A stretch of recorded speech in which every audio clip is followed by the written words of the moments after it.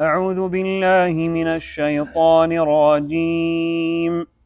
نحن نقص عليك نبأهم بالحق إنهم فتية آمنوا بربهم وزدناهم هدى وربطنا على قلوبهم إذ قاموا فقالوا ربنا رب السماوات والأرض لن ندعو من دونه إلها لقد قلنا إذا شططا هؤلاء قومنا اتخذوا من دونه آلهة لولا يأتون عليهم بسلطان بين فمن أظلم ممن افترى على الله كذبا وإذ اعتزلتموهم وما يعبدون إلا الله فأووا إلى الكهف ينشر لكم ربكم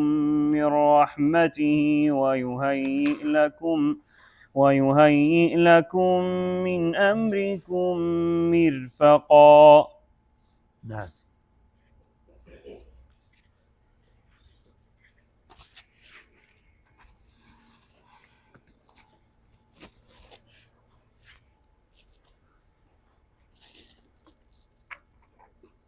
بسم الله الرحمن الرحيم. الحمد لله والصلاة والسلام على رسول الله وعلى آله وصحبه ومن والاه.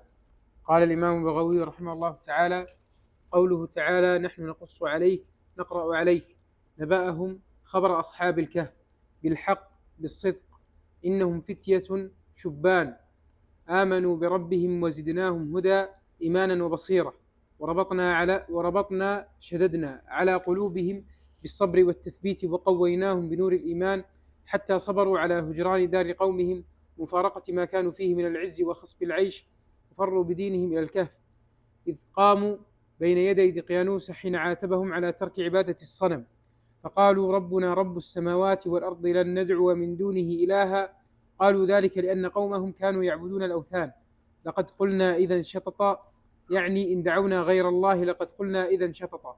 قال ابن عباس جورا، وقال قتادة كذبا، وأصل الشطط والإشطاط مجاوزة القدر والإفراط. هؤلاء قومنا يعني أهل بلدهم اتخذوا من دونه أي من دون الله آلهة يعني الأصنام يعبدونها لولا أي هلا يأتون عليهم أي على عبادتهم بسلطان بين بحجة واضحة تبين وتوضح أن الأصنام لا تستحق العبادة من دون الله. فمن أظلم ممن افترى على الله كذبا وزعم أن له شريكا وولدا. ثم قال بعضهم لبعض: وإذ اعتزلتموهم يعني قومهم وما يعبدون إلا الله. قرأ ابن مسعود: وما تعبدون من دون الله. وأما القراءة المعروفة فمعناها أنهم كانوا يعبدون الله ويعبدون معه الأوثان فيقولون يعني أنه بحجة واضحة تبين وتوضح أن الأصنام لا تستحق، لا بدون لا تستحق. استخفتني كم مرة؟ لأن هذه استخفتني كم مرة؟ لأنه بأن الأصنام تستحق العبادة من دون الله وليس عندهم حجة ولا سلطان. نعم. يعني شيء لا هذه تبين وتوضح أن الأصنام تستحق العبادة من دون الله.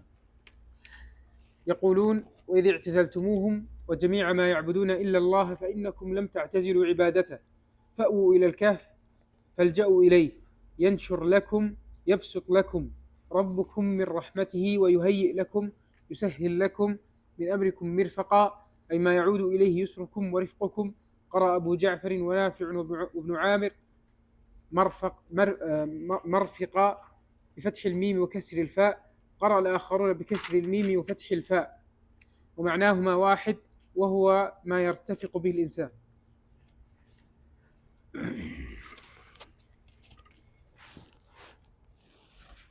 بسم الله الرحمن الرحيم. الحمد لله رب العالمين، صلى الله وسلم على نبينا محمد وعلى آله وصحبه أجمعين. اللهم علمنا ما ينفعنا وانفعنا بما علمتنا وزدنا علما يا رب العالمين. سبحانك لا علم لنا إلا ما علمتنا إنك أنت العليم الحكيم.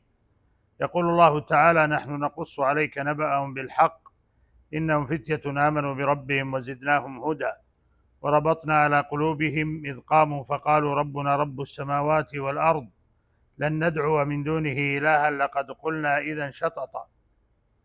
يشرع الله سبحانه في ذكر قصة أصحاب الكهف وبسطها في هذه الآيات بعد أن شوق إليها في آية سابقة من قوله: أم حسبت أن أصحاب الكهف والرقيم كانوا من آياتنا عجبا.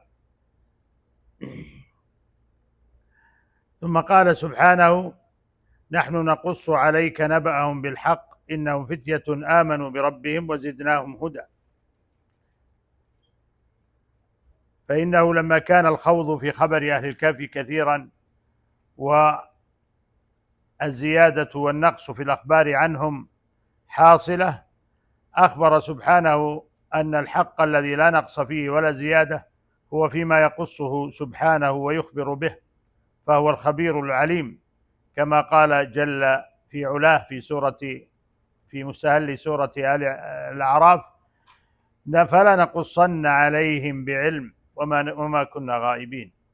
وكما قدمنا في الدرس الماضي عن بلاغة القصص القرآني وإعجازه وإيجازه مع كمال الاهتمام بمواضع الاعتبار من القصص، فهنا أوان الدخول في ذكر خبر هؤلاء الفتية المهتدين، وهذا شروع في مجمل القصة. فمن مقدمة القصة مشوقة: أم حسبت أن أصحاب الكهف والرقيم كانوا من آياتنا عجبا، إلى الدخول في سردها سردا عجيبا يأسر القلوب يأسر النفوس ويأخذ بمجامع القلوب، فلا تطويل فيه ولا زيادة عن القدر الذي سيقت من أجله القصة، فينتقل القارئ من آية لآية في وصف دقيق ومعنى عميق.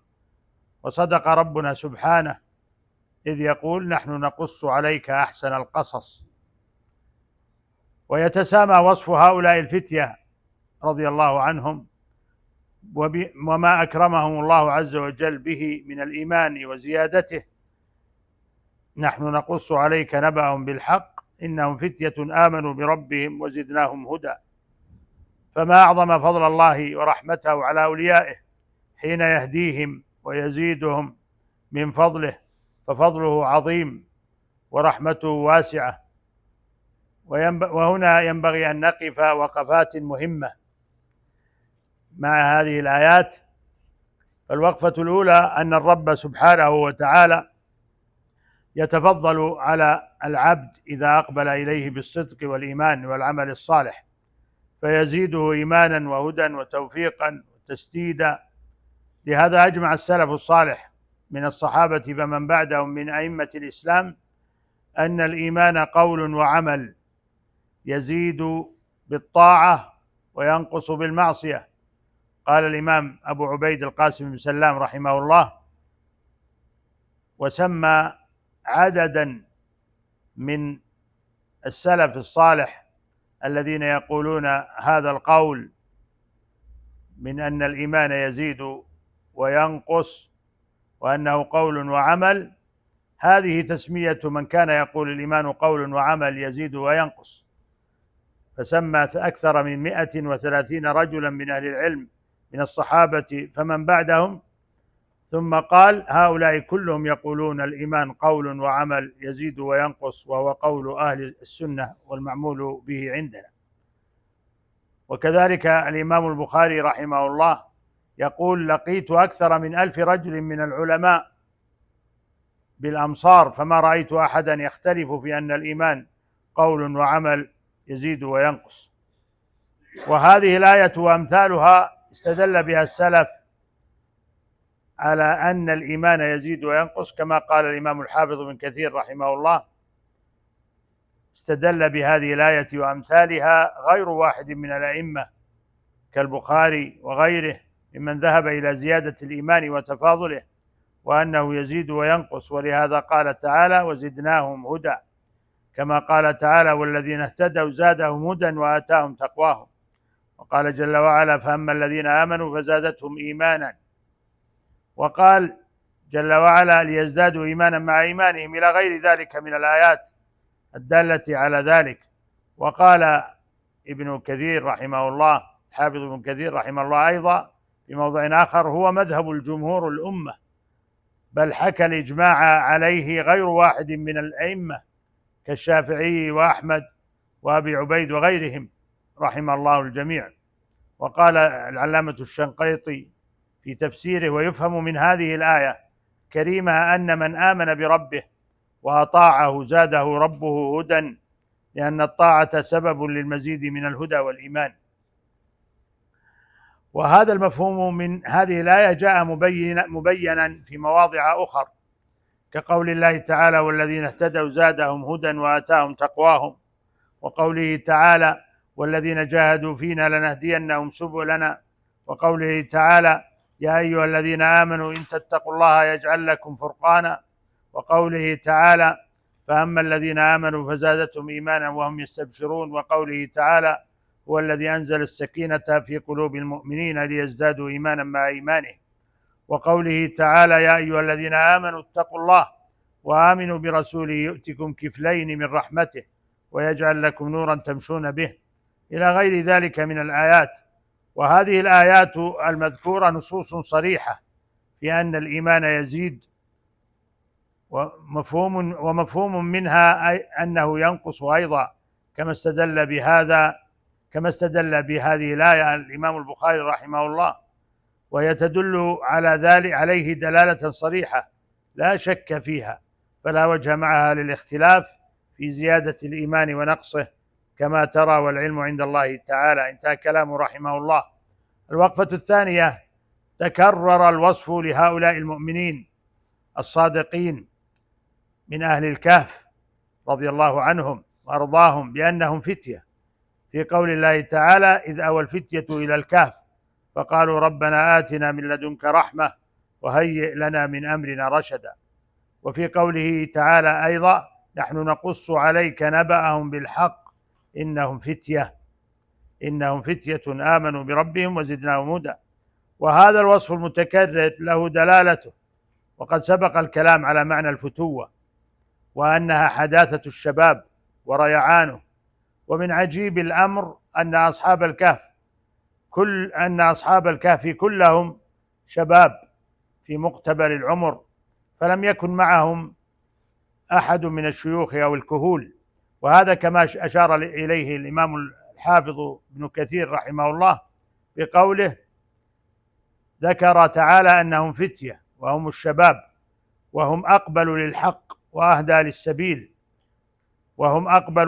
وأهدى للسبيل من الشيوخ الذين قد عتوا وعسوا في دين الباطل. ولهذا كان أكثر المستجيبين لله ولرسوله صلى الله عليه وسلم شبابا. وأما المشايخ من قريش فعامتهم بقوا على دينهم، ولم يسلم منهم إلا القليل. وهكذا أخبر تعالى عن أصحاب الكهف أنهم كانوا فتية شبابا. فسبحان الرب العظيم الذي جمع هذه القلوب الفتية على الهدى والإيمان. ولما كان سبب إيجاد الخلق من الثقلين الجن والإنس هو عبادة الرب سبحانه وتعالى، كما في قول الله تعالى: وما خلقت الجن والإنس إلا ليعبدون. والشباب هو زهرة العمر وعنفوان القوة وتوافر الهمة واكتمال النشاط، فمن توفيق الله للعبد الشاب وهدايته له أن يستعمل شبابه في طاعة ربه ومولاه، كما في الصحيحين من حديث أبي هريرة أن النبي صلى الله عليه وسلم قال: 7 يظلهم الله في ظله يوم لا ظل إلا ظله، وذكر منهم شابا نشأ في عبادة الله تعالى. وروي عن الرسول صلى الله عليه وسلم أنه قال: إن الله لا يعجب من الشاب ليست له صبوة، يعني هفوة. أخرجه أحمد وغيره عن عقبة بن عامر. وقد كان الأكثر ممن آمن بالرسول صلى الله عليه وسلم هم الشباب في مكة أول البعثة، وكذلك في المدينة، وكان للنبي صلى الله عليه وسلم عناية خاصة بالشباب، فقد كان بهم رفيقا وعليهم شفيقا. ففي الصحيحين من حديث مالك بن الحويرث قال: أتينا رسول الله صلى الله عليه وسلم ونحن شببة متقاربون، فأقمنا عنده 20 ليلة، وكان رسول الله صلى الله عليه وسلم رحيما رفيقا، فظن أن قد اشتقنا أهلنا فسألنا عمن تركنا من أهلنا، فأخبرناه فقال: ارجعوا إلى أهليكم فأقيموا فيهم وعلموهم ومروهم، وصلوا صلاة كذا في حين كذا، وصلوا كذا في حين كذا، فإذا حضرت الصلاة فليؤذن لكم أحدكم وليؤمكم أكبركم. وفي رواية البخاري: وصلوا كما رأيتموني أصلي. واشتد ألم النبي صلى الله عليه وسلم وحزنه لفقد ثلة من الشباب القراء الذين اجتهدوا في طلب العلم وحفظ القرآن حتى سموا بالقراء. فروى الإمام أحمد في مسنده عن أنس رضي الله عنه قال: كان شباب من الأنصار 70 رجلا يقال لهم القراء، قال: كانوا يكونون في المسجد، فإذا أمسوا انتحوا ناحية من المدينة فيتدارسون ويصلون، يحسبهم أهلوهم أنهم في المسجد، ويحسب أهل المسجد أنهم في أهليهم، حتى إذا كانوا في وجه الصبح استعذبوا من الماء واحتطبوا من الحطب، فجاءوا به فأسندوه إلى حجرة رسول الله صلى الله عليه وسلم، فبعثهم النبي صلى الله عليه وسلم جميعا، فأصيبوا يوم بئر معونة، فدعا النبي صلى الله عليه وسلم على قتلتهم 15 يوما في صلاة الغداة. ألا وإن من أعظم ما يعنى به الشباب من طاعة ربهم سبحانه هو الاجتهاد في طلب العلم من حفظ القرآن وتدبر له ومعرفة معانيه وتفسيره والعمل به، وتعلم العلوم الشرعية التي هي كلها تنبثق منه، والأسوة والقدوة بصحابة النبي صلى الله عليه وسلم في الحرص على العلم وطلبه.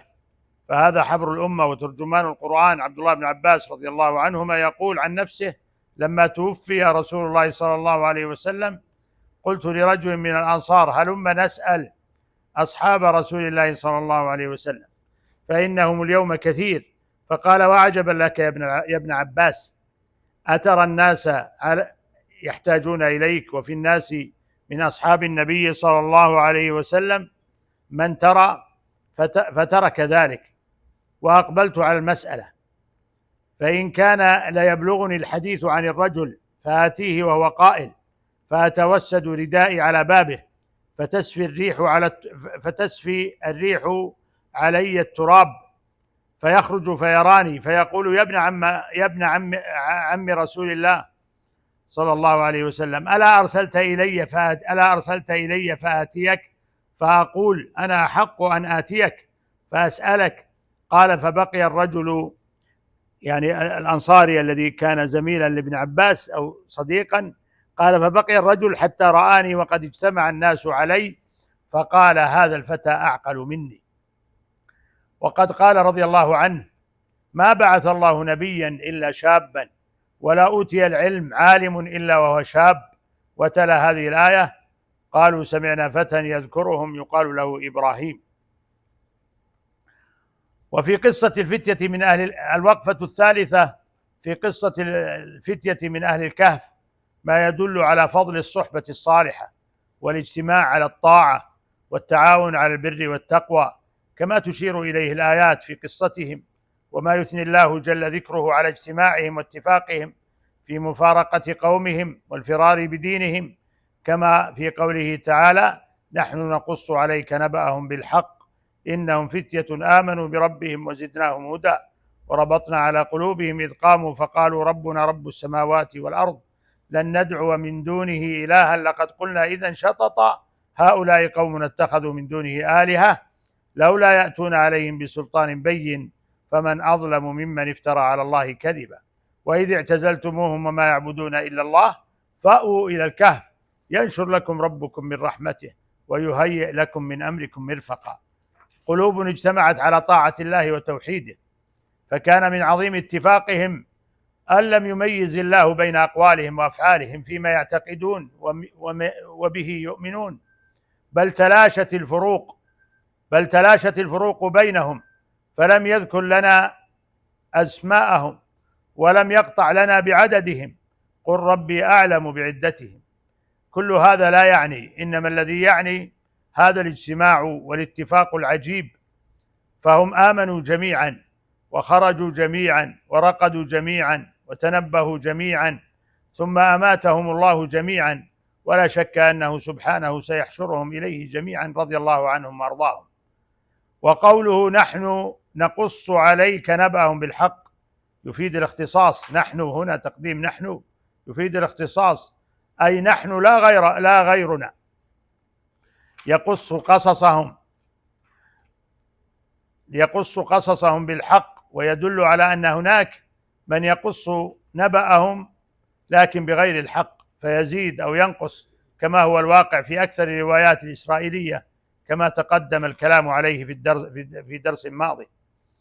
والقصص هو سرد خبر طويل متصل بعضه ببعض، أما الأخبار فإنما هي بمخاطبة متفرقة وأقوال متفرقة ليست بقصص.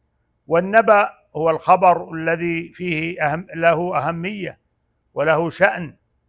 وقوله تعالى وربطنا على قلوبهم إذ قاموا فقالوا ربنا رب السماوات والأرض لن ندعو من دونه إلها لقد قلنا إذا شطط، الربط على القلب تثبيته برباط الإيمان حتى لا يتضعضع، والله الكريم سبحانه يمن به على عباده المؤمنين في أشد المواقف وأحرجها، كما قال تعالى في شأن أم موسى عليهما السلام وأصبح فؤاد أم موسى فارغا إن كادت لتبدي به لولا أن ربطنا على قلبها لتكون من المؤمنين.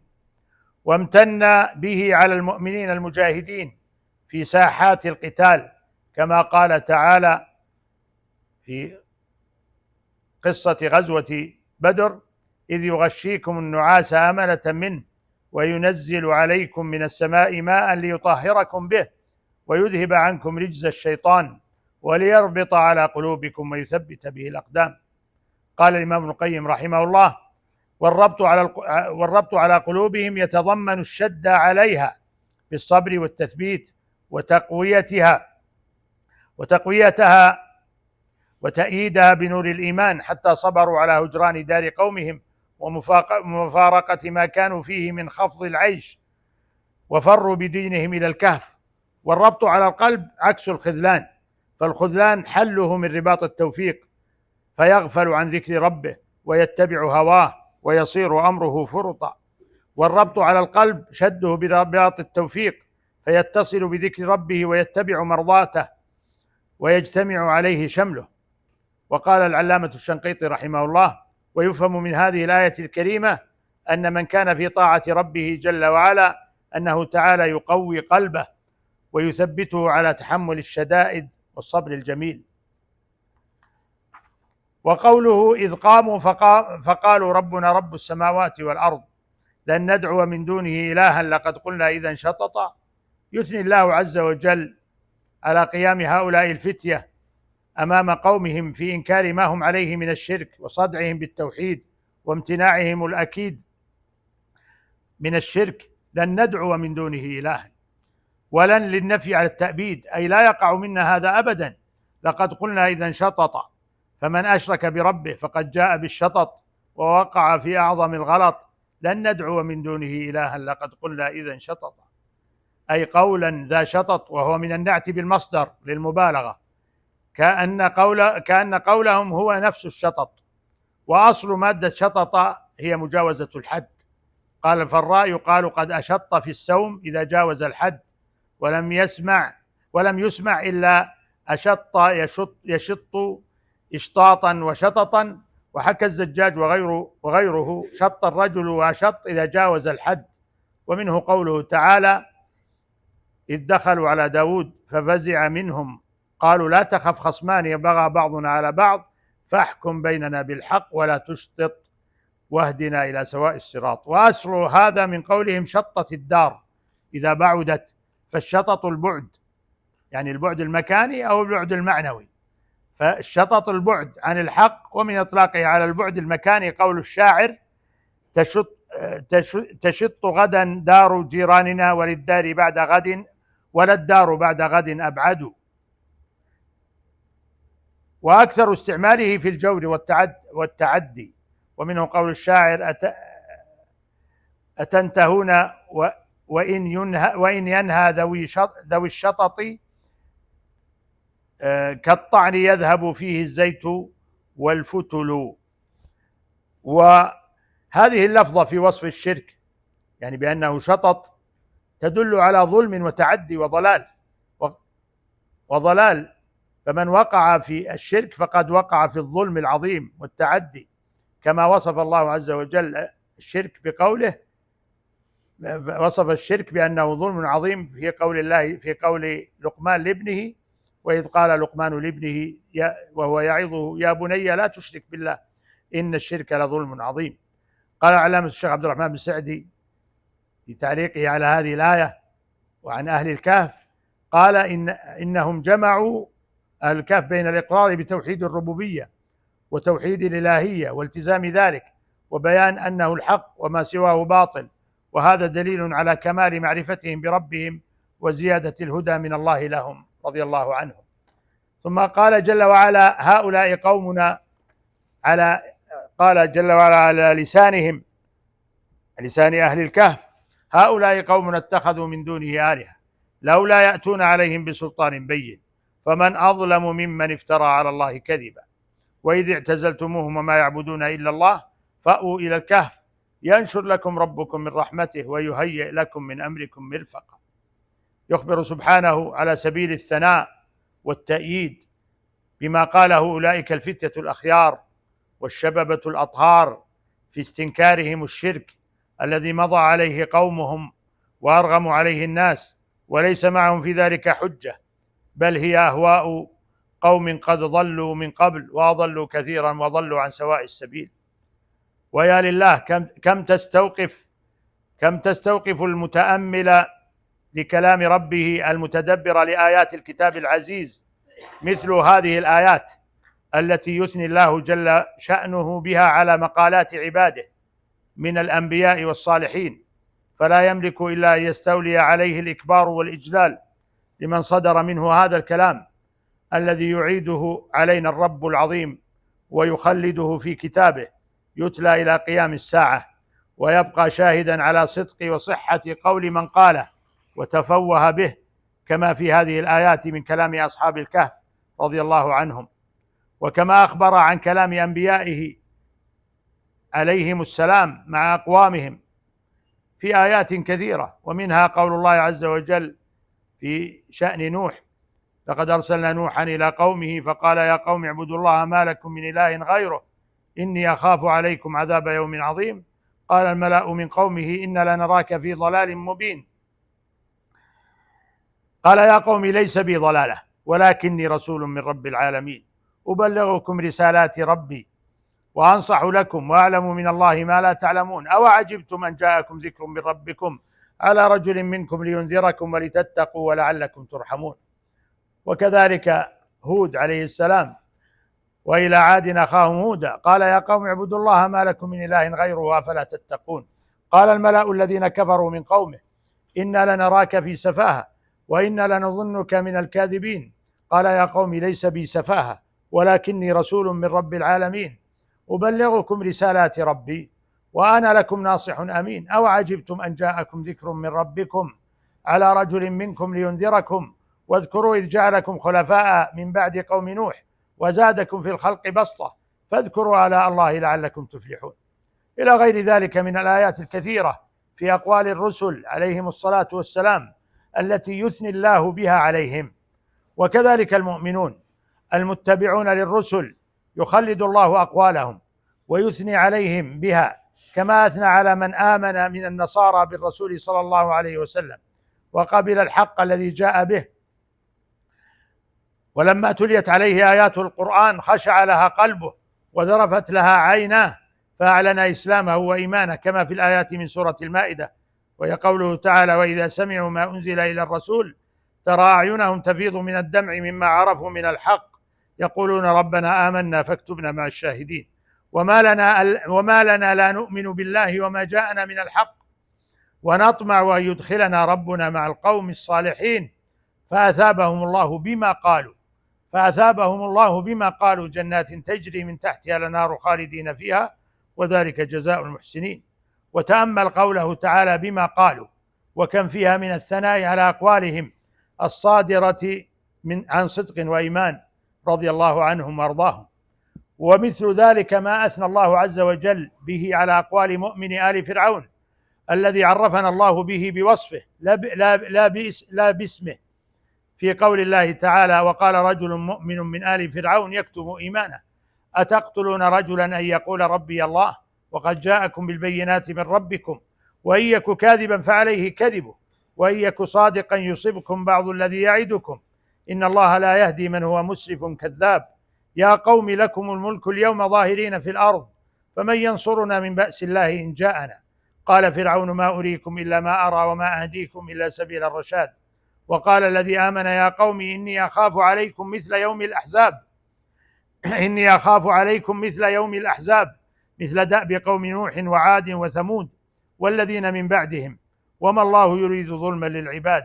ويا قوم إني أخاف عليكم يوم التناد يوم تولون مدبرين ما لكم من الله من عاصم ومن يضلل الله فما له من هاد. ثم تمضي الآيات ويعود السياق ليذكر أقواله الصادقة مرة أخرى في قوله تعالى: وقال الذي آمن يا قوم اتبعوني أهدكم سبيل الرشاد. يا قوم إنما هذه الحياة الدنيا متاع وإن الآخرة هي دار القرار. من عمل سيئة فلا يجزى إلا مثلها ومن عمل صالحا من ذكر أو أنثى وهو مؤمن فأولئك يدخلون الجنة يرزقون فيها بغير حساب. ويا قوم ما لي أدعوكم إلى النجاة وتدعونني إلى النار تدعونني لأكفر بالله وأشرك به ما ليس لي به علم وأنا أدعوكم إلى العزيز الغفار. لا جرم أن ما تدعونني إليه ليس له دعوة في الدنيا ولا في الآخرة وأن مردنا إلى الله وأن المسرفين هم أصحاب النار. فستذكرون ما أقول لكم وأفوض أمري إلى الله إن الله بصير بالعباد. وكذلك صاحب ياسين الذي جاء من أقصى المدينة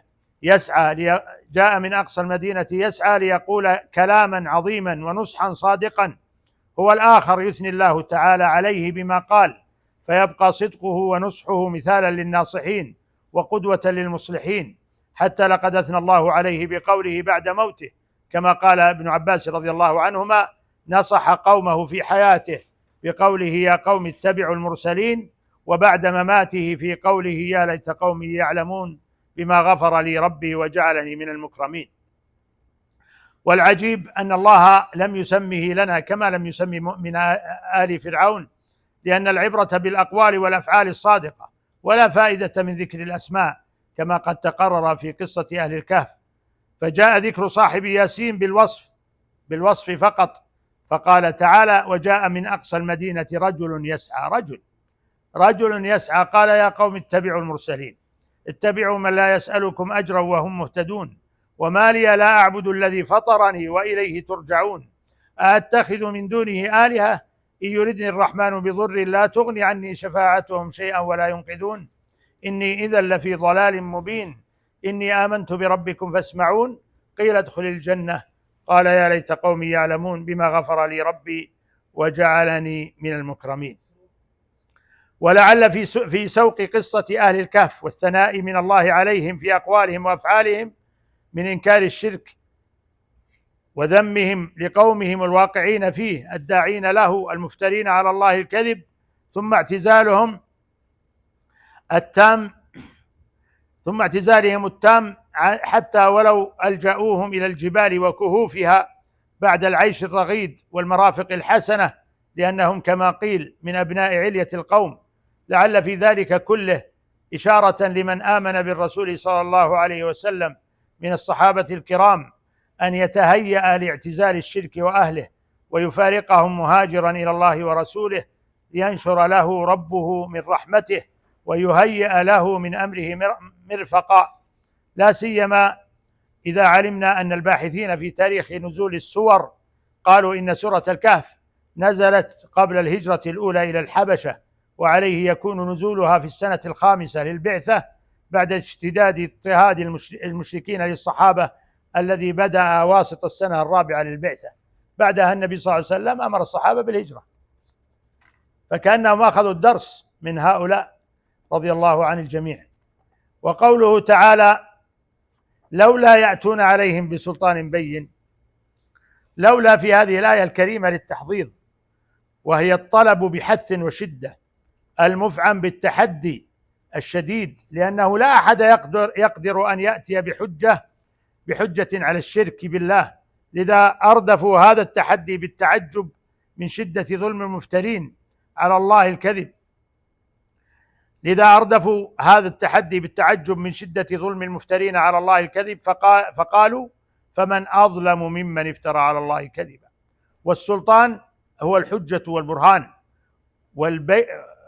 وقوله بين، قولهم بين لولا يأتون عليهم بسلطان بين أي واضح الدلالة لا لبس فيه. وهذا التحدي الذي تحدى به أصحاب الكهف قومهم أن يأتوا ببينة وحجة على شركهم، مثله قول الله تعالى أم أنزلنا عليهم سلطانا فهو يتكلم بما كانوا به يشركون. وقوله تعالى فمن أظلم ممن افترى على الله كذبا، أي لا أحد أظلم ممن افترى على الله الكذب بادعاء أن له شريكا، تعالى الله عما يقول الظالمون علوا كبيرا.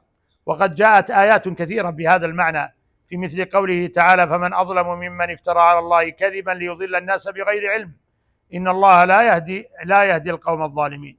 وقوله فمن أظلم ممن افترى على الله كذبا أو كذب بآياته أولئك ينالهم نصيبهم من الكتاب حتى إذا جاءتهم رسلنا يتوفونهم قالوا أين ما كنتم تدعون من دون الله قالوا ضلوا عنا وشهدوا على أنفسهم أنهم كانوا كافرين. وقوله تعالى وقوله تعالى وإذ اعتزلتموهم وما يعبدون إلا الله فأووا إلى الكهف ينشر لكم ربكم من رحمته ويهيئ لكم من أمركم مرفقا. إذ هنا قال المحققون من أهل اللغة إنها تفيد التعليل، أي لأجل اعتزالكم القوم، فالأنسب لكم أن تتخذوا من الكهف مأوى لكم، وكونوا على ثقة بربكم أنه سينشر لكم من رحمته ويهيئ لكم من أمركم مرفقا. وهو من قول بعضهم لبعض، ولعله صدر من كبيرهم أو قائدهم. قال الفراء وقوله فأووا إلى الكهف هو جواب لإذ، كما تقول إذ فعلت ما فعلت فتب. والاعتزال هو التباعد والانفراد عن المخالطة، فمعنى اعتزال القوم ترك مخالطتهم، ومعنى اعتزال ما يعبدون التباعد عن عبادة الأصنام.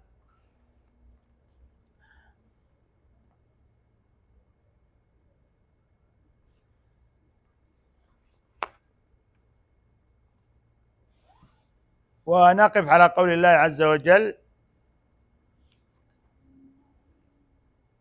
وترى الشمس إذا طلعت تزاور عن كهفهم ذات اليمين وإذا غربت تقرضهم ذات الشمال والله أعلم، وصلى الله وسلم على نبينا محمد.